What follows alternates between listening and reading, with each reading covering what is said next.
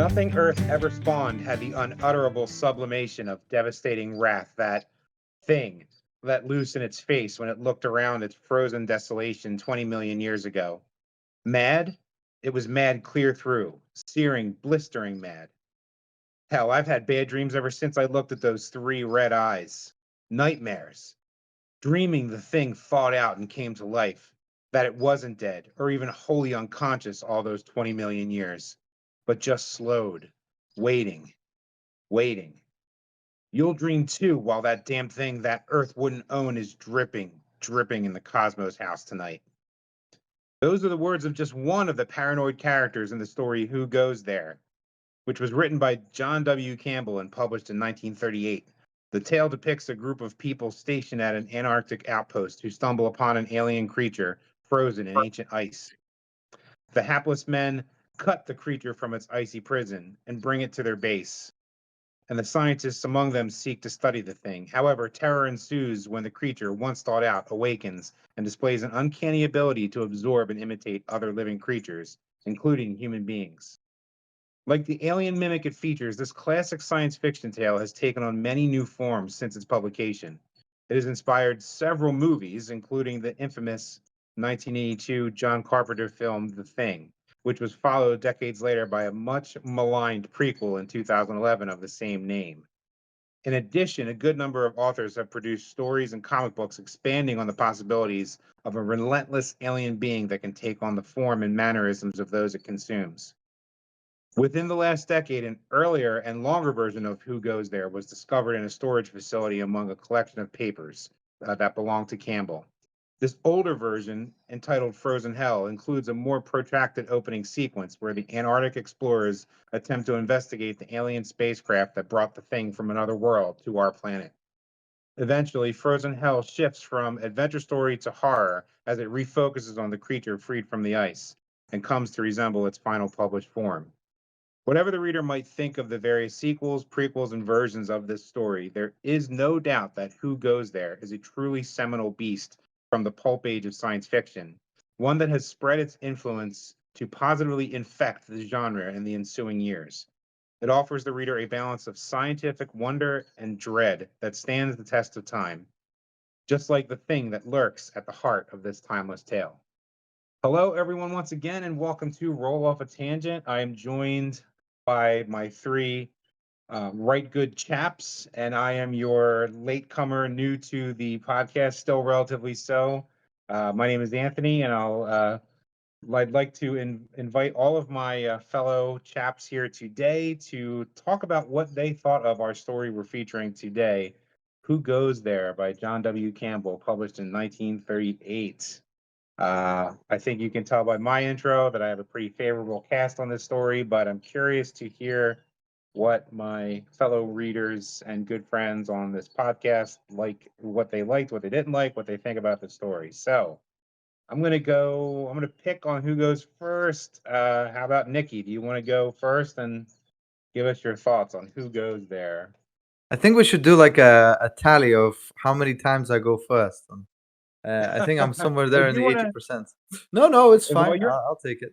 we The didn't put way the the pick way on to you. go That's last on this podcast, Nikki, is to Mhm. write the is to be the presenter. That's true. You know what? That is the way to cheat the system. That is the that's way the to sure cheat the way. system. You're just So very pick onable. Go ahead. that's all right. You can pick on me. I don't mind. Um, the story Who Goes There is hard for me to rate because it has so many moving parts that when they come together, I don't very much like. But individually, it's all pretty great. Um, so I'll start with the things I like, and then we'll go to the things I don't like. So I think um, the characters portrayed, although don't speak like human beings, at least Campbell gets across that all of them have different personalities, which is good. Um, I liked the descriptions of this like the overarching situations whenever Campbell is talking about the scenery or the smells and so on and so forth, but action less so. I really enjoyed the last bits of the story, whereas the beginning felt very cumbersome. And it's interesting to me because I didn't read Frozen Hell. I only read Who Goes There. It's interesting to me that one of the biggest gripes I actually have with the story, it seems like was addressed in the earlier draft of it in Frozen Hell, because I feel like if you really picked on this and you had to say like, okay, what's the thing that sort of gets it off the rails, is the fact that you don't actually get to see the most harrowing and interesting part of the story, which is finding the spaceship and seeing the thing for the very first time. You know, you've just got McCready just being like, yeah, anyway, on the much more cooler adventure that you didn't get to see, here's what happened. You know? Yeah. And that robs it a bit of what's so interesting about, you know, the discovery. But from another point of view, it gets you straight into the action. I think this is like this story is like a Schrodinger's cat, right? It's like 50-50. It could be alive, it could be dead. You haven't opened the box. From the point of view of quality. Because if you take individual pieces of it, just individual scenes, and you just read them out with nice pronunciation and well-adjusted timing in your speech as you're reading it for somebody, it's way better than just reading it in your head. Like I tested it. I tried just reading it like I would read anything, and then I would be like, okay, well, let's try and enunciate this in a way I think the author was writing this, like his writing. And if you make the pauses at the areas where I feel like the author designed there to be pauses, it's way better. On the other hand, if you know, like if you're reading it like any other prose, it's it's sometimes a struggle. And some of like again, in the beginning, I know I'm picking on the beginning a bit, but there's the descriptions of the way the main guy, not McCready, but the guy above him. What's his name, guys? Name? Oh. Gary. Gary, that's right, Gary. Commander Which is very Gary, I generic. believe. Yeah. He Campbell for some reason describes his authority in such an overt way where you're just like, okay, you're going way overboard here for no reason. I really don't understand why this sentence needs to be here. Yeah. Concept wise, amazing. Great idea. Antarctica, it's cold, can't go anywhere. This terrible thing lives inside your camp and you can't trust anyone. It can turn into anything that is organic. God, I mean, scary as hell for sure. The idea of it coming from another world so that like you can't even really comprehend it. All great stuff.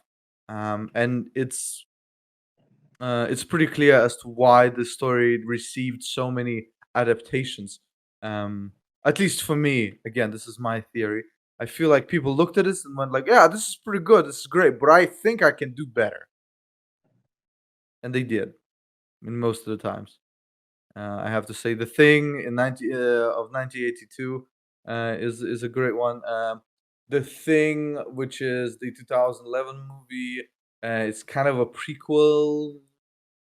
Is also okay, but better than the original story. I think I've got one more minor gripe against it, and that is maybe I didn't understand it, but to me the ending seemed kind of silly, with the creature being like, it made like anti-gravity to conquer the world.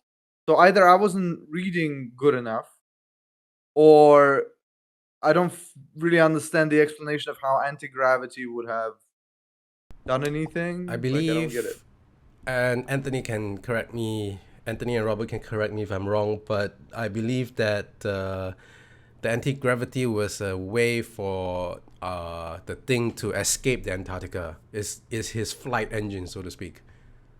Right. It- Oh, He was gonna so okay. float. So I thought Yeah. this was gonna- was the like thought process in my head. It was gonna anti-gravity everybody, and then it was gonna like float off. Like I didn't think it was gonna use a spaceship. I thought it was just like, all right, I am now in anti-gravity. And so like it's like transformed into a dog and it's whirling around in the wind. Well, no, It's it's going just to, like yeah, it's just like yeah. they were worried about it transforming or absorbing an albatross, to get off of Antarctica.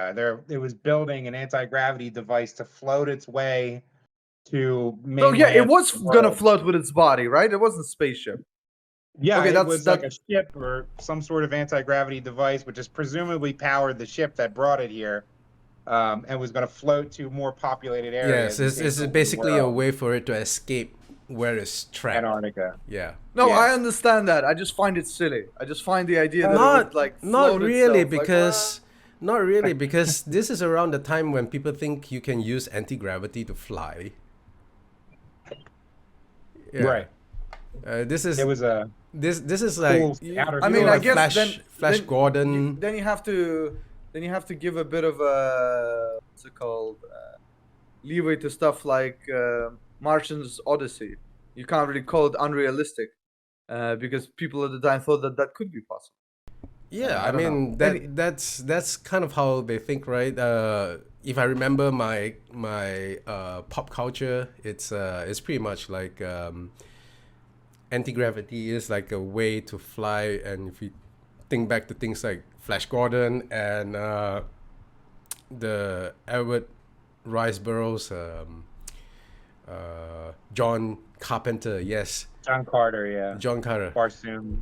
Basum and all that. You somehow get transported to Mars through I don't know what, but yeah, those are the ideas back in the day. Yeah, that was G. Willikers' sci-fi thing was anti-gravity, right? Robert is about to correct me on something. I can feel it. I was just saying it was just the thing's practical solution. If it could have built a helicopter or something, it would have done so. But probably building an anti-gravity device was actually easier for the thing. I feel than- like either I as a reader failed, or this whole thing with it, like with them being afraid that it could fly away. Like, can it just shapeshift to anything? Why couldn't it just shapeshift No, into that a point was pterodactyl? covered in the story. There was actually Campbell must have anticipated that objection because at one point one of the characters says, "Couldn't he have just thought his way into being a bird?" And somebody else says, "No, even humans never managed to do that." In trying to design a heavier air machine, you've got to. The thing would have had to have had an actual bird in. Oh its yeah, green- yeah, yeah, that's right. You're right. Yeah. They said like it would have to absorb something of similar make in order to actually design it. Yeah, you're right. You're right. Yeah, maybe it's never been to a world, or the world it came from never had birds. You know what I Yeah. mean? So that was they were that just point. speculating. Yeah. That's right. Okay.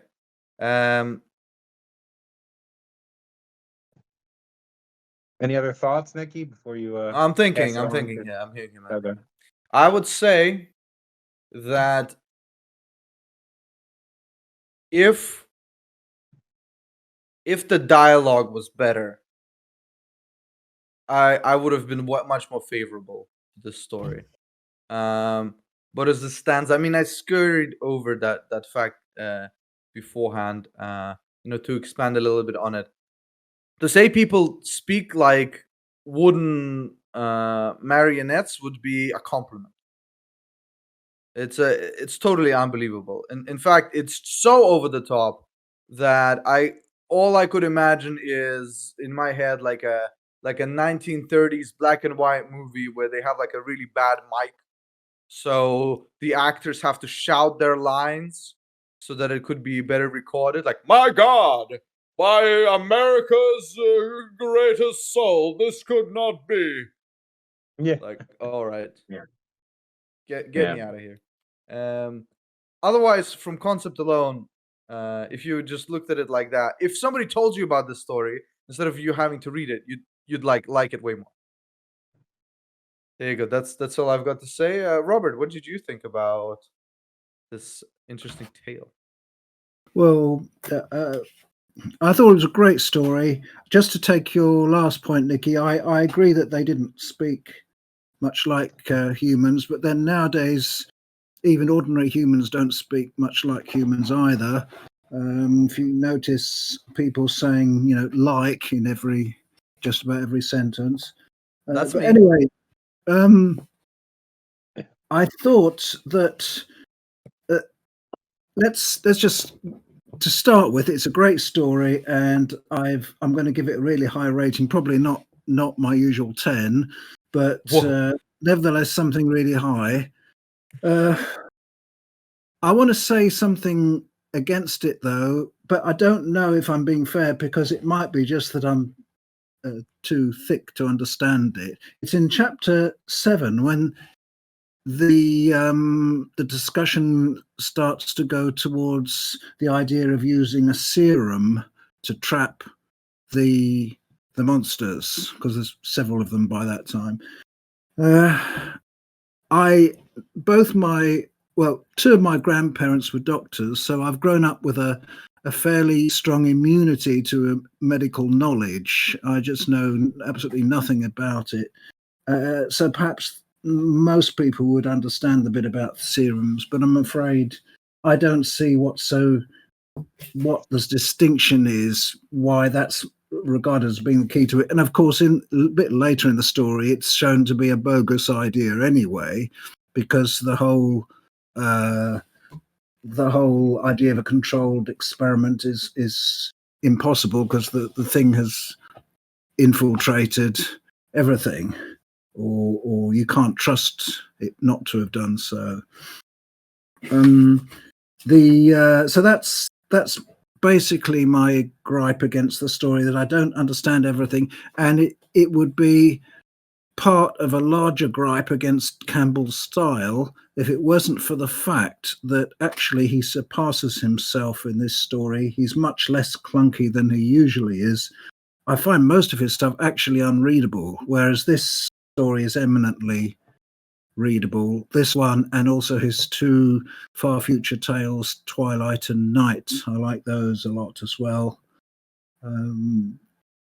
I quite like Nikki's idea that it probably sounds better if you read it aloud. I hadn't thought of that myself, but yes, I can well believe that if you heard somebody reading it to you as a bedtime story, it'd be more effective.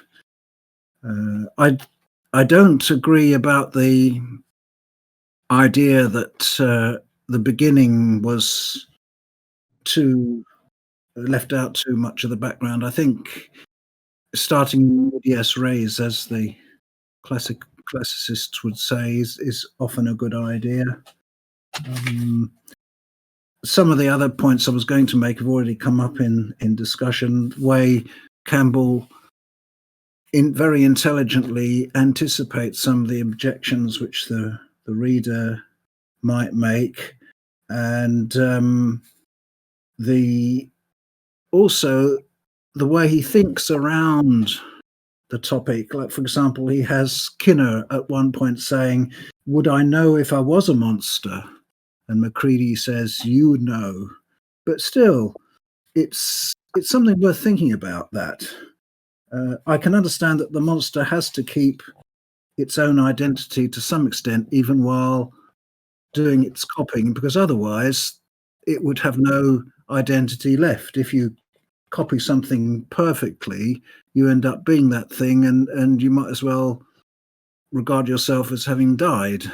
And similarly, if the monster had escaped and populated the world, in a way it would make no difference if the copies were actually perfect right down to the last drop of identity. But of course, there's something there to make the story possible at all. There must be some monster identity still there, and that's another thing well worth thinking about, and the author gets you thinking about that. So that's basically the points I'd like to make. Do you think that the story itself, like the more, let's say, gruesome parts of it, how did you stomach that? Did you have an issue with it, like you did with Two Kinds of Fool, or was it not too overbearing this time? I thought the gruesomeness was not overplayed. It was more a case of terror and suspense. That was what impressed me a lot. The idea of this closed community and not being able to trust anybody.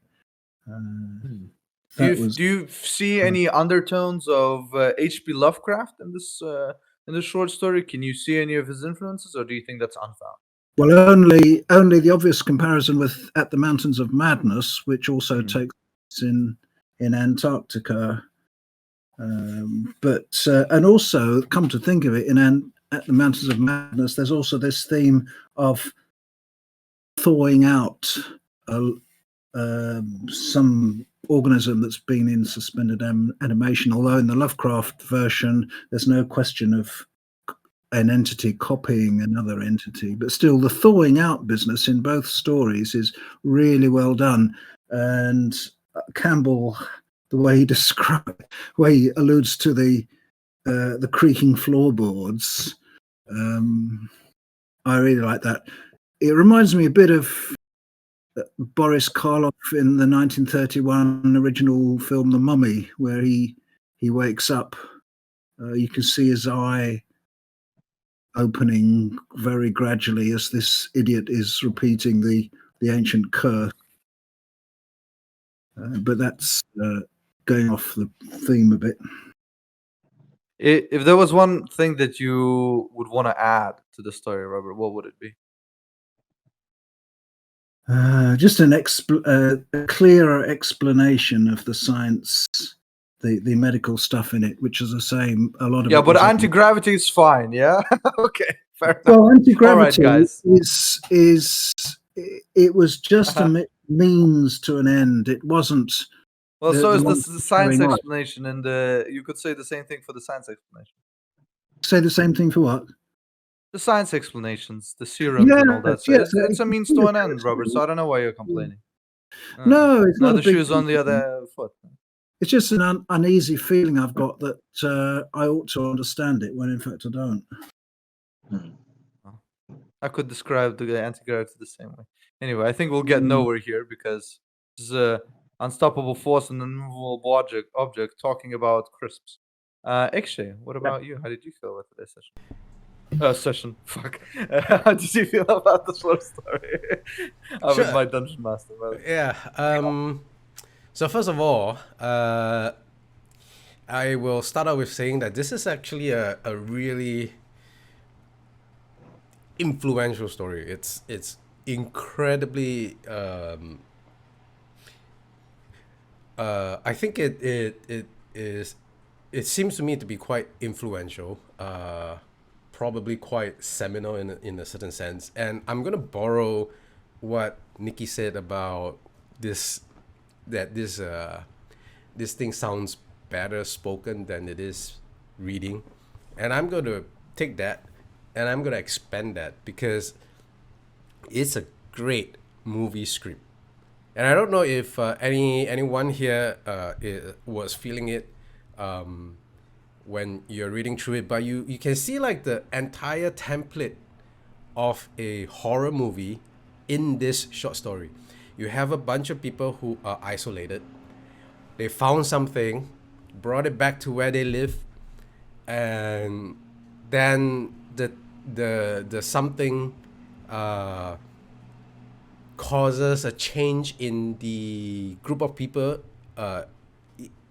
in this isolated place, so that they start suspecting each other of foul play or some shady stuff, and then it plays off that horror of being in a closed and isolated environment and slowly killing off everybody through the story.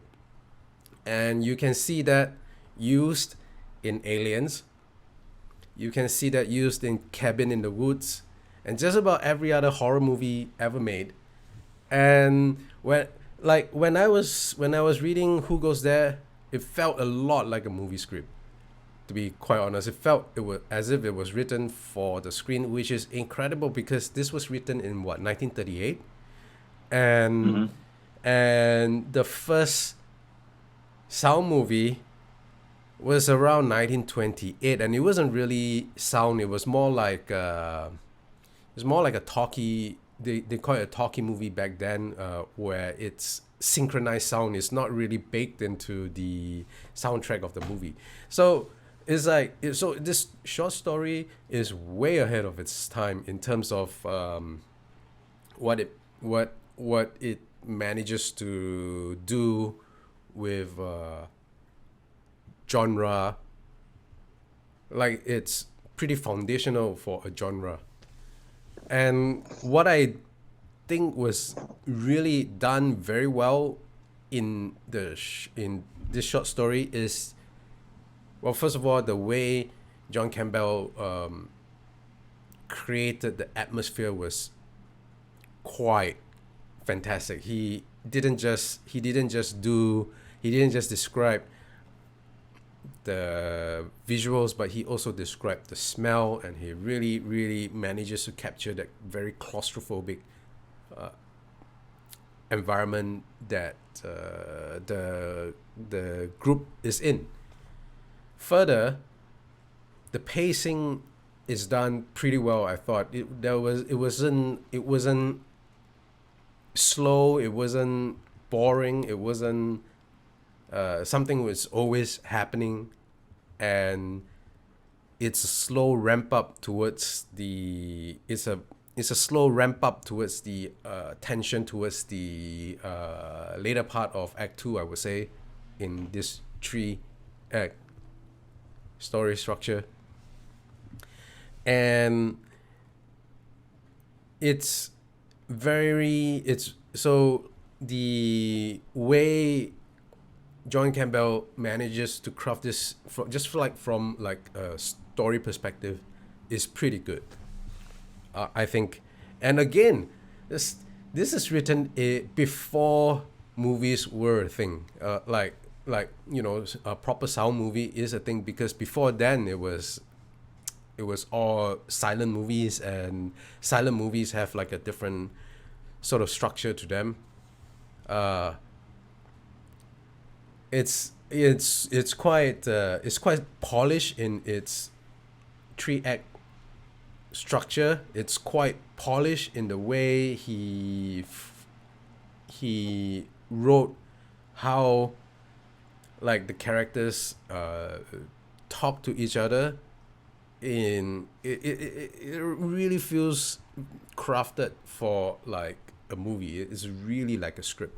So in that sense, I think like John Campbell did something quite ahead of his time, and I think it's like it really got me thinking like I should probably make a deeper study of this and how Who Goes There might have influenced everything else that came later. As for the bad parts about it, again, like Nikki, I do feel like the dialogue is kind of disconnected to each other. Like, sometimes I don't really follow how one dialogue will lead to the next thing that somebody else spoke, and I sometimes I get disconnected, and I have to read again to just find out where exactly the connection is between two people talking. The other thing I have that is kind of a strike against the story is I feel like it doesn't work as a science fiction story. Like, it works great as a horror movie, but science fiction is like, so I had some difficulty getting into the story in the beginning because the characters don't talk like they are scientists. They find a spaceship which is a find of not just the century, but like of the millennia, and they casually set fire to it so that the entire ship burns away. They cut the thing back into their camp, and they were just all in thawing it out and performing an autopsy on it without any sort of controlled environment. I'm thinking to myself, like, these guys don't behave like researchers, like any sort of researchers that I know. It's The most baffling part about that whole scene actually is that like McCready is all talking about it like it's a matter of fact, and everyone else is standing there like, oh yeah, okay, yeah, go on. yeah, It's like yeah. he's just describing like, okay, it's like, you know, then we made lobsters for lunch. It's like nobody is like, guys, did you just burn down a spaceship from Wait, alien? you found the spaceship and then you burned it down and then there was like a thing inside it. Wait a minute, like Well, nobody asks here's the any deal. questions. Here's the deal. Here's the deal. This is what's expanded on in Frozen Hell, the Frozen Hell version. The ship was made out of a magnesium alloy, so they didn't know that. So using the bombs or the thermite to try to blast it out of the ice, set off the magnesium that the ship was composed of. It's So actually it blows up because of that. it's actually covered in the short story. I mean, Hmm. it did say that But it's it's like a recap. It's like a recap. It's it's like, right? It's just like a recap of like what happened off stage, right? Like before. sure. Like so he talks about it. Sure, Right. I get that part, and I think like I okay, like I can get the explanation about the magnesium stuff. The thing I can't, again, it's like it's why I have some difficulty getting into the beginning of the story, because like if I were a researcher and I found this bloody spaceship, the last thing I would do is try to blast my way in. I probably would be calling in like some announcing the find. I would be like documenting it and then sending out stuff, getting like more help, setting up a perimeter around the place. Those are the Yeah. kind of things that I might do from a researcher's point of view. I wouldn't be throwing bombs, because we're talking these guys about are- somehow they're they kinda somehow jackasses, somehow yeah. there's like a lot of things that made it really difficult for me to buy into the fact that this is a science fiction story. One is somehow they know all this stuff. Somehow they know the ship Right. arrived 2 million years ago. And 20 again, million. and again, like 20 million. and again, like if I know this is a thing that is 2 million years ago, I would like really approach it really carefully, just because I don't want to burn it down or have a chance to destroy anything. And and it's covered in the story later on that a lot of the knowledge comes from this telepathic osmosis that occurred. Right, this sort of telepathic osmosis that occurred, but during the story, like in the beginning of the story itself, it was like, how do these people know that this is a shapeshifter thing? How do the people know all this stuff? Okay, but I mean, it was covered in later on when they started saying like, okay, they intimidated. It's telepathic. Yes, it's telepathic, and I wish that part had been given a little bit more weight, because with the short amount of things time it had on screen or in the story itself, it felt a little bit hand wavy, Yeah. but so like after I got past the science part, like Robert, like once I decided, okay, you know what, I'm just gonna ignore all the science part and treat this as a horror story, it worked way better, because then you can explain all this away like magic. Like you find a cursed thing and then stuff happens. But this doesn't rob it of anything from my point of view, because what John Campbell did here is really like I've not read this short story before this session, and I did not know how well he captured that movie script format, and and I'm remembering like the movie The Thing. It's like, and I'm thinking to myself as a filmmaker, like this short story is tailor made for a film. Like it's incredible, man. I'm reading this and I'm like, wow, okay, I can see why a lot of movie buffs liked this short story. Yeah. All right, that's all I have to say. Over to you, Anthony. Yeah, I can definitely agree that I was shocked reading the story.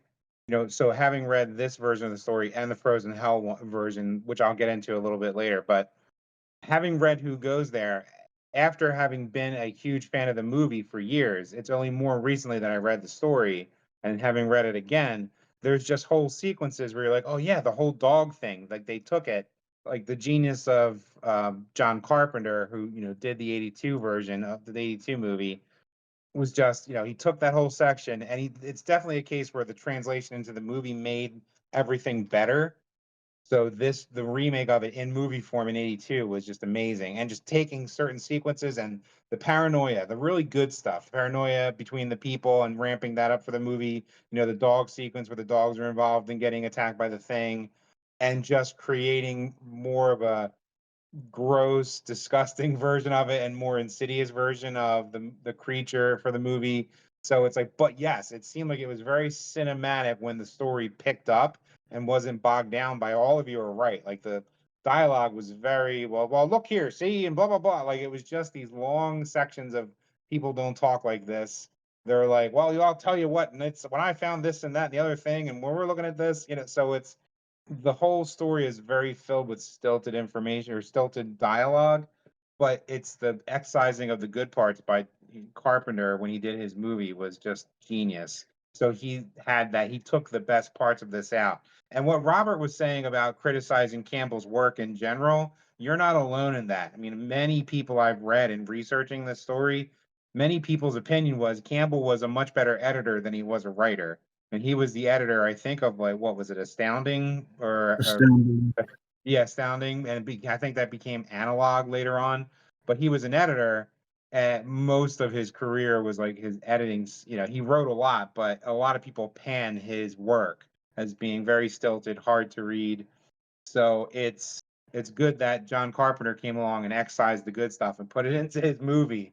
But the 1951 movie was sort of like the creature was a Frankenstein. It was the thing from another world, and it was just like a Frankenstein creature. It had no like metamorphic properties at all, and it was kind of like a plant-based Frankenstein creature. It was really not anything like really. They totally stripped away all of the metamorphic properties of the creature, probably because it was 1951 and they wanted to be a little more, like PC about it, for lack of a better term.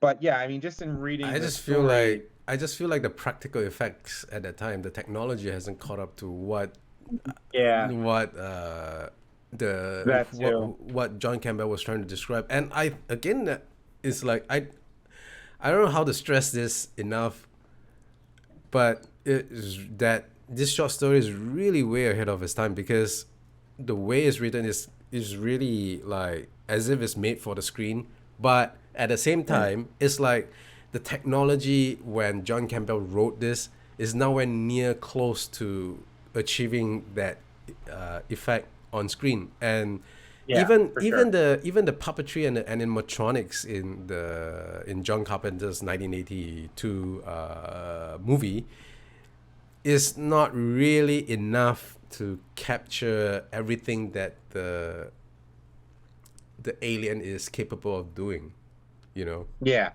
And I mean, in terms of wanting more scientific jargon and everything, if you read Frozen Hell eventually, like that whole first part of it really is something of an adventure story. And they find the ship, they find the creature, and I think it was just Campbell's ham-fisted attempt to show people just being stupid and rushing and being excited and not rational. So I think it's been a while since I read the Frozen Hell version. I mean, I have it. I got it from like they did it. Some guy named John Betancourt, who I think is also not the best writer, but he's like, he's taken this version. He teamed up with someone else. They found Campbell's old notes, and there's an illustration of the creature on the cover. I think the illustrations are some of the best part of this, but there's way more scientific jargon and everything. And I thought it was pretty quaint because they're calling like a generator a dynamo. It was all very quaint, like old fashioned sort of terms. So it's like, yeah, I was getting this weird thing like you're saying, actually. It was like, seems like it was ahead of its time, but then there's like things that draw you back into antiquated technology and things like that.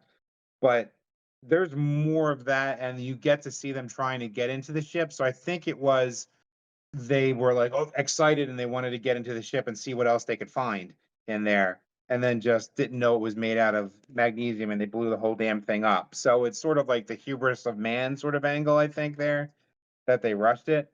But yeah, I mean, the whole, the movie made it, the thing was buried in the ice 100,000 years versus 20 million, which is a ridiculous number.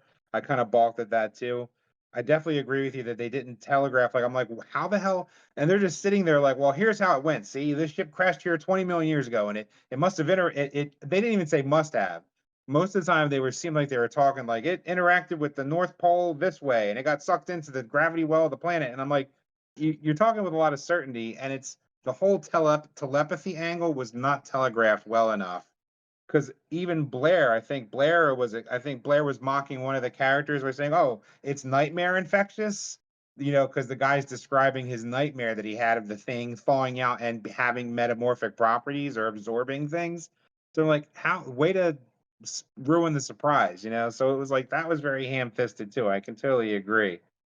I found it hard to separate my love for the movie from reading the story, so I was kind of rooting for it. So I think I was going a little, I don't know.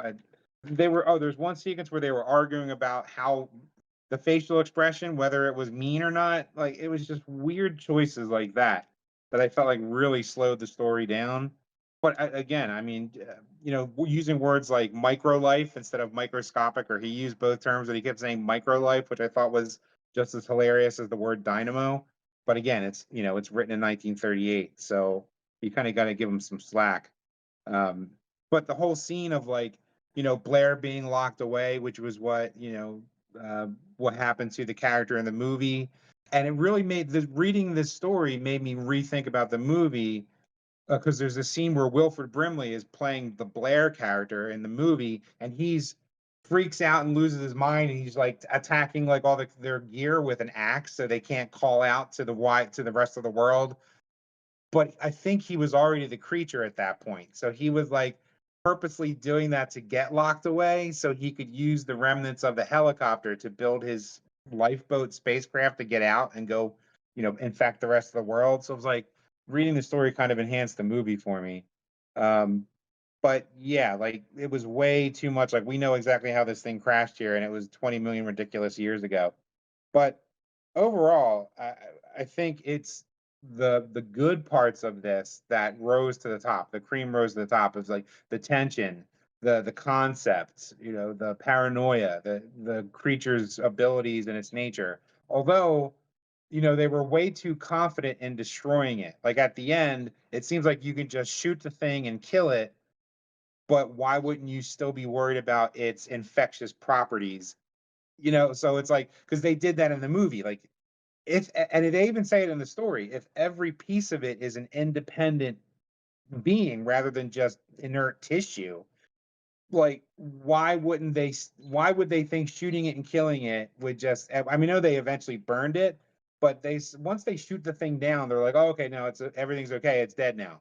But the movie took that and actually extrapolated it better. Like, you can't, even if you shoot it and kill it, it's not dead. It's everything's an individual creature. So you have to be wary of it. And I think they even, as much as the 2011 version was maligned, I think they took that concept even better. In some of the scenes, you're like, you can't touch anything of this thing. Like, it'll just touch you and start like absorbing you and going and infecting you into your skin. So I think like each iteration of it has made like the concept of every cell is an individual organism that is the thing. It's much more insidious and creepy and scary and gross out and body horror for me. But so I feel like the seeds of greatness were in this story. One thing I wanted to touch on before we kind of go back into other general comments was I think you guys should definitely read this if you can get the Frozen Hell version. If you can get this copy of this book, there's an introduction by Robert Silverberg, another great sci-fi author, and the guy who helped compile or found the notes and compile this version and edit it. There's a great backstory on Campbell editing this down, and again, there was the pressures of publication. I think the people that he was shopping it to said, you have to get to the action. You have to cut out this whole adventure part in the beginning. As far as the ship's interaction with the ship is concerned, which is much more protracted in this. There's also a short story from 2010 that's available free online called The Things by an author, Peter Watts, that it's the story of the thing from the thing's perspective in the 1982 movie. So that I read that, it's really fascinating. Just the thing sees itself as an ambassador for communion, it calls it. So it sees its ability to spread and infect and absorb other life forms as saving them from their static nature. So it can't understand why any creature in the universe would want a static form like human beings or animals on our planet. So it sees its absorbing as giving the gift of communion and the morphability to other species. So that story, I think, it's a pretty acclaimed story. So it's Peter Watts, The Things, 2010. And then there's tons of comic books where they sort of extrapolate what happened after, like MacReady survives, gets off Antarctica, but the thing gets off of, and they go to like a jungle somewhere, and it has a lot of life to absorb. So, but it's really fascinating that like it's gone between all these different genres, different types of media. And I think it's the best parts of it are beyond. I'm glad the story escaped this stilted dialogue and the writing style of Campbell to grow and spread to in ways that really focus on the great parts of this. So the creation here. Yeah, So I just want to add just how influential the story really is, because like I can like you can think of so many I can think of so many things that borrowed elements from this or that or the other, like the like like the some of the movies I've already listed, Aliens, and I don't know if I mentioned this, Event Horizon, Cabin in the Woods, but even in games like Dead Space, like the idea of just taking over the things it comes into contact with, like that is straight out of the thing, right? yeah, for sure. And then you have things like the Borgs, which is a more cybernetic form of what you just described right there, the ambassador of communion, so to speak, and a ton of other stuff, like even games like Resident Evil borrowed so much from all these B horror shows, which the 1982 movie actually kind of is. And is again, it's like this. I can't overstate enough, just to me, just how influential this short story seems to me. I would say it's on par, if not more, than Conan the Barbarian, really. Yeah, and I mean, I would say that for me, having read both of the versions of it, I think the Who Goes There version is much tighter. I think it's the better structured story overall. In reading this version in Frozen Hell, it begs the question. Campbell had these in a bunch of notes that he had stashed away, I think, in the a Harvard library or storage room in the Harvard libraries. Did he want this published? And I think it's not a terrible version of it, the Frozen Hell version, but it really sort of did remind me of From Dusk Till Dawn. From Dusk Till Dawn, that movie sort of like a crime movie or a thriller movie, an action movie in the beginning, and then it's turns into like a vampire horror movie straight up in the end. So it's like you have in this, it's like sort of and I mean they're going into like they do go into detail of like, oh, you need this and that for the deal with the Arctic weather and the wind patterns and everything. And then it goes into the horror aspect when they get the thing back and it falls out. So it's definitely a different experience, but I think Who Goes There, just from the necessity of publication and the pacing of the story, I think, is much tighter and it's a better story overall. But I would suggest anyone who's curious to see an earlier version of it that was the almost final, that he was shopping around. He wrote this version, Frozen Hell, was shopping it around, and they said, well, you need to really cut it down, all of this adventure stuff in the beginning and tighten it down to just the horror aspects of it. But it begs the question, did he really want this ever to see the light of day? But people die, they pass on, people acquire the rights, to things, and they just published it anyway. So it's interesting to see this version these years later. But I would say it's definitely worth a check out. But I think Who Goes There, it holds up better, even in its. I mean, both have Campbell's signature stilted style and his sort of unrealistic dialogue. But otherwise, I think it's if you get a chance, go back and read Frozen Hell. But Who Goes There, my opinion, is the better tale, that better version of it. Hmm. You know what holds up even better than both those two things? From Dusk Till Dawn. That's an awesome movie. Yeah, that's true. That's a great movie. That's a classic in its own right. But I'm a huge fan of the 1982 movie. Like I watch it once a year.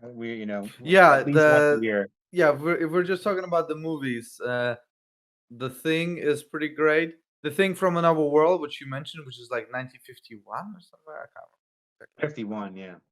Yeah, okay.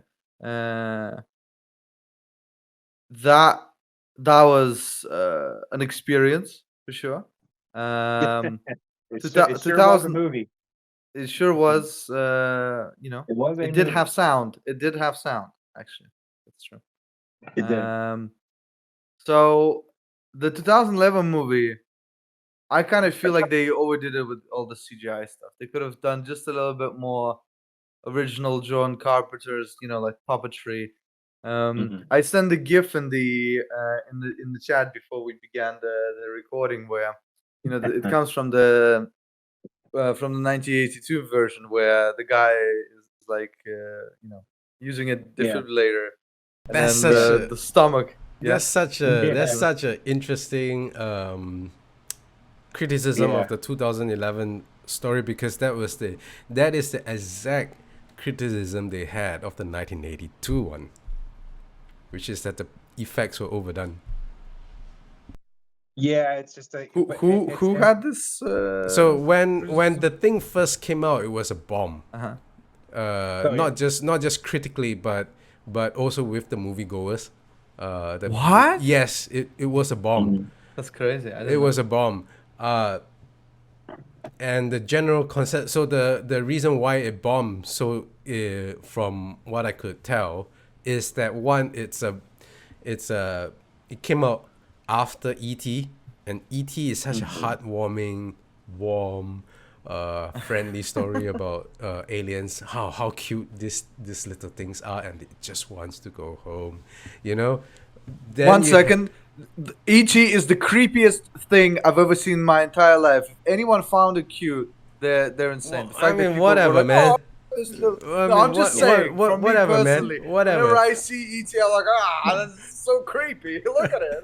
You can see. Anyway, you can see the video clips of Roger Ebert. Like Roger Ebert at the time was just like, it's a disgusting, mean-spirited movie, and everyone was like hanging on, like, for the young kids out there who don't know who the heck Siskel and Ebert were, they were like the movie critics du jour of the early 80s and throughout the 80s. And Roger Ebert is just famous for going on air and saying, this is a disgusting, mean-spirited movie, blah. And it was because E.T., like you said, XJ, E.T. had just come out and everyone was in love with alien life. And here's this disgusting, creature, body horror creature in the thing. So everyone was like, they were wringing their hands and gnashing their teeth over the mean alien in the thing.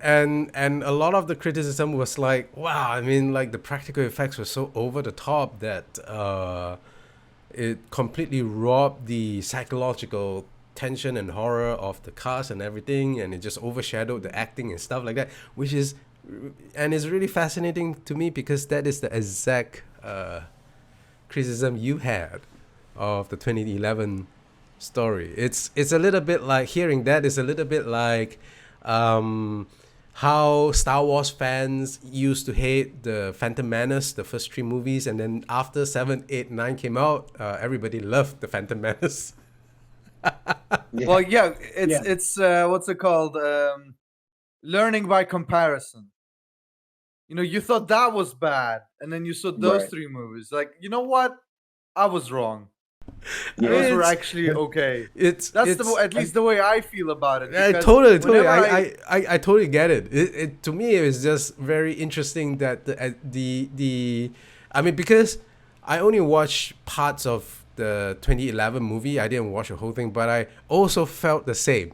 You know, like you did. I was like, the CG here is a little bit over Yeah. the top, but then it's like that was the same exact Yeah. criticism they had of the first The one. sad part about the 2011 movie is that they did a huge chunk of it with practical effects. So they did it. The movie was actually filmed. A good portion of it was filmed with practical effects, where they had costumes and dummies and puppets and everything. And the test audiences, apparently, what they showed test audiences didn't test well.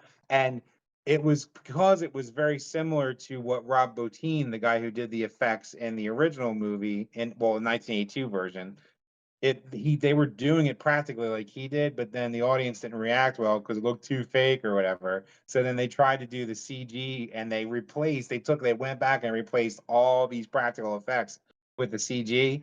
And I mean, there's one scene where the thing has like a chest mouth, like, and it's running through the hallway, and it looks just like, something from Who Framed Roger Rabbit, and looks terrible.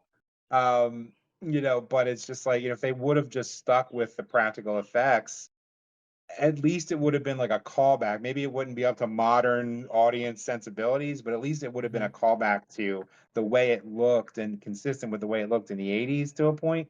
But yeah, it's a shame that because you can go on YouTube and you can see behind the scenes stuff where you can see practical dummies and stuff that they're using puppetry and whatever and animatronics instead of the CG. So it's a lost opportunity. We'll never get to see that, but in a feature film where they did that way. I think they just didn't film enough of it to actually go back and say someone could do a remaster and just put the practical stuff back in. But who knows?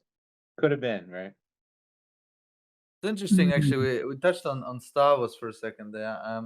I feel like a lot of stuff improves or is devalued based on comparison, right? So out of all of us here, Anthony has the most amount of, let's say, different versions to compare in his head of this story, both its Mhm. adaptations and the 2 drafts by the author. I mean, some of which was changed also by other people, but doesn't Mhm. matter. If you had to make the horrible abomination of a perfect specimen of the story, which elements from which place would you take and why?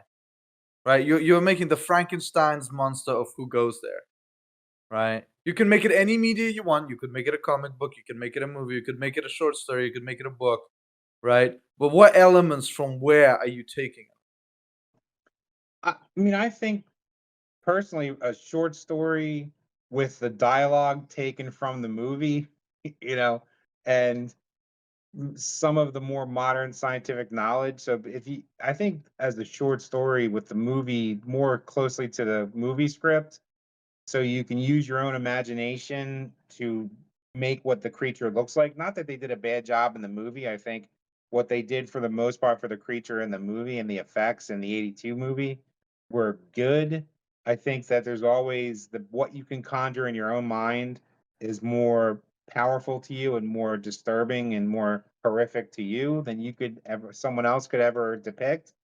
So I think and I haven't read a novelization, I'm assuming there's one out there of the 1982 movie. That might be what I'm looking for. But I think if you could do it as a story, but with like the more realistic dialogue from the movie and this, the best parts of the script and the movie and the Who Goes There story, I think that's my ideal. What about you? You have any thoughts on that, Nikki? Or Since you're posing the question. Sorry, could you repeat that? Well, what do you think? I mean, are you just deferring to me because I seem like I'm more rabid about the topic, or do you have an idea of Well, what you would like? What's your ideal? my ideal would probably be, I would take the story in 3 parts, and so first of all, I would actually take the dialogue from the thing from another world, the very beginning.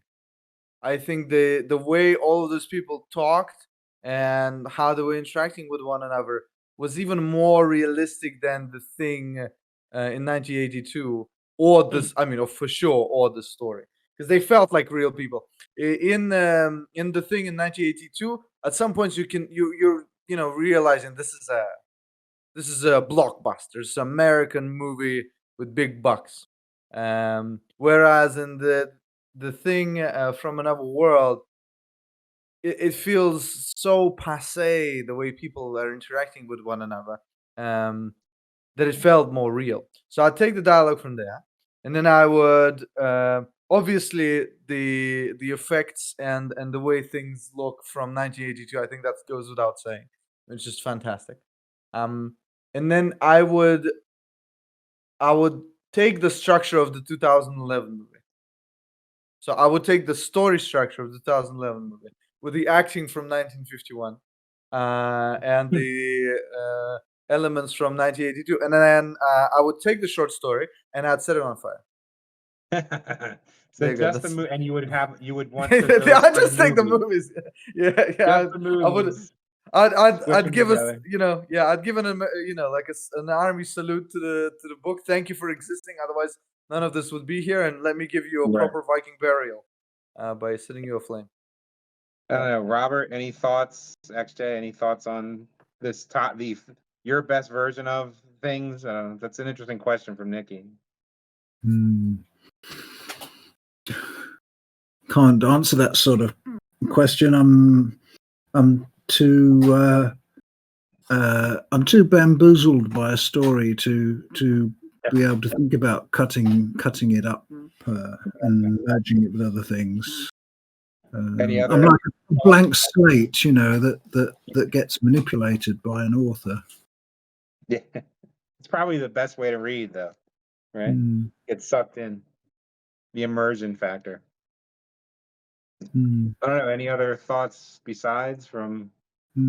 I do have one point to make about what I think XJ made the emphasis on how influential the story was. It's just occurred to me listening to you chaps speaking that just 2 years after the story, there was a very early Van Vogt tale called Vault of the Beast. This beast was crash landed on Mars millions of years ago, and the then existing Martians created a vault to confine it, and nobody knows why. But it turns out that this thing that landed on Mars had a vastly slow timescale of consciousness compared to ours, and that's like the thing's slowed down existence in the Antarctic ice. I think it's a very powerful theme. One more point, unrelated to that, I think it's unrelated, is the theme of malevolence. The idea that you can have a thing that is actually not only different, but actually evil. And the characters in the story argue about this. Some say that's nonsense. It's just got different urges and so on, different nature. But I think that probably you can always explain evil away by saying, "Oh, it's just this, it's just that, it's just the other." But the word exists, and I think the phenomenon exists as well. The story gets you thinking about that. XJ, any closing thoughts? I don't know. You, Well, I think the short story, like the template is just like super good. and if the science parts of it were completely removed and it just straight up became a horror movie, it would be like almost perfect, you know. But aside from that, like if we're talking about the best adaptation, I actually think Dead Space is probably a really good adaptation of this. Like I feel like a game is probably the best way to encapsulate the atmosphere of this short story created. Like just bring it to the next level. Like Yeah, maybe that's why I'm such a huge fan of Dead Space as well. Because I like the Dead Space series, at least the first 2 games. I really liked a lot. The first game was really brilliant, and it Yeah. also has that very slow degradation of the thought processes of the guy, and you can see it very Yeah. clearly, and which maps very well with some of the questions brought up by I think it was Robert, where when you slowly become the thing, are you still kind of the thing, or when do you stop being you and become the thing? That was right. That's very much there in the first Dead Space. Yeah. I think that Yeah. Dead Space 1 from atmosphere and story wins, but if you're Yeah. looking for the best gameplay, Dead Space 2 is way better. Yeah, I would say so. Yeah. Definitely. Although the clunkiness of the gameplay adds to the tension. And, That's right. Yeah. But that's what I'm and talking about by atmosphere. In Resident Evil, they deliberately made the controls clunky, and it's a way to force the player into a state of tension. And I believe that's what they were trying to do with Dead Space 1, because they were really trying to follow the formula of what worked before. But they also added some of their own, which is I find the biggest, like my biggest mind blown moment is still finding out that the first letters of each chapter spells out, that the woman, I can't remember her name, was dead. Oh, really? Yeah, I can't remember her name. Yeah, Eleanor is dead or something like that. It's No, that's too long. The name of Isaac Clarke's wife. That woman is dead. I can't recall her name offhand. Stupid moment here, but yeah, Lisa, was it? I was like blown away because Nicole. Nicole, Nicole. exactly. Nicole is is dead. That's right. And I'm like, wow, that takes balls, man. Just to like give away your thing just like that. And just put it right up there. I dare you guys to find it, and nobody did. It's like, oh my god, that's one hell of a thing. But yeah. Interesting. Anyway, okay, those are my thoughts. I think like a game would be the medium to really push the thing into a different level altogether, and it's been proven that it can do so with Dead Space. Yeah. Okay. All right. Well, scores. Anthony, Who why wants don't to you go tell first? us? Me first? Yeah. Okay. Well, I mean, hey, like I said, I think that I can't fully separate my love for the movie from the story, but I'm trying to take the blinders off and remove the bias, and just the story is flawed in its own way, like we've all said. I think we've all come to that agreement. So we must not be imagining things. I think our opinions are borne out by other reviewers who have said Campbell maybe was not the best of writers. His concept was amazing. Again, it's like we were blessed by this whole concept that has spread and metastasized, and just like the creature in the story, to infect our popular culture of horror and science fiction horror. So at least he gave us that, but the packaging was sort of a stilted, clunky dialogue. Maybe not when the structure was good, it was good, but some of the choices and the decisions of his characters are questionable. But I think just the fact that what it gave to the world ups my score a little bit. I'm gonna give this Who Goes There version an 8. So I'm gonna give it an 8 out of 10. Frozen Hell, I don't know. I think I would maybe deduct maybe down to like a 7 for Frozen Hell, maybe a 6.5. I think it just the whole protracted interaction with the spaceship. But I'm curious if you guys ever get a chance to go back and see what you think of that, because it seemed like you guys would want more of interaction with the spaceship, but it still ends up the same way. But maybe they're a little more justified in how they, I think they just were so curious that they had to get in and blew up the thing inadvertently. So, but anyway, but yeah, 8 for Who Goes There. XJ, Nikki, Robert. Yeah, I would actually give the same score, 8.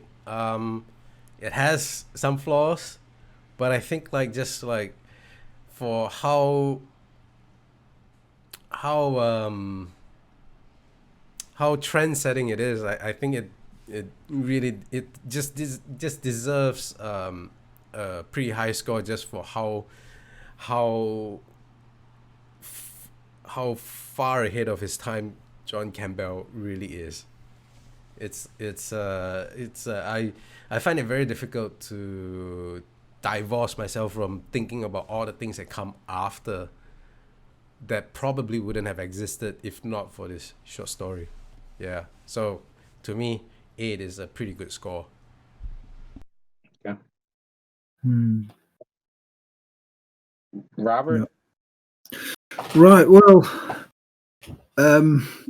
before I heard you give your score, Anthony, or yours, XJ, I was just sitting here, and from some mysterious source, the number 8 wafted into my head. So I'm going to give it an 8. We have been infected, it looks like. Yes, nightmare infection. Score infection. Have you guys got nightmares? No, I haven't any. No, score infection. But how would you know, right? How would you know if I had nightmares? Exactly. All right, Nikki. Last but not least. Yeah, I'm like McCready sitting here, drinking my whiskey, preparing my flamethrower to destroy all of you, because clearly you've all been infected. Exactly. I feel like this is how I arrived at my score. I felt like, well, I couldn't give anything lower than this number. Then I thought to myself, but could I really give anything above this number? No. So it's 6.5. It's a good short story. For 1938, it's simply amazing, but I can't go back and read it in 1938. I'm reading it in 2024. I also take my hat off for what it was able to accomplish in all this other media and inspirations, and that's where the 1.5 comes from on that 5, which is really what the story deserves.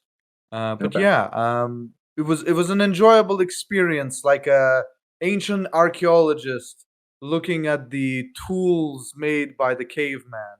But you don't go like, oh my god, now I'm gonna use this in everyday life. You're like, oh, neat. They really knew how to make a rock sharp. All right, there you go. Okay. That's my score. All right. All right. I guess that wraps up the discussion, which actually is longer than our usual length, which is a pretty good sign. I think this has been a very fun discussion for me overall, and I hope our listeners also enjoyed our banter back and forth. And if you do, please like and subscribe and help us grow the channel and all that stuff. Until then, peace out. Right. Bye bye. Bye bye.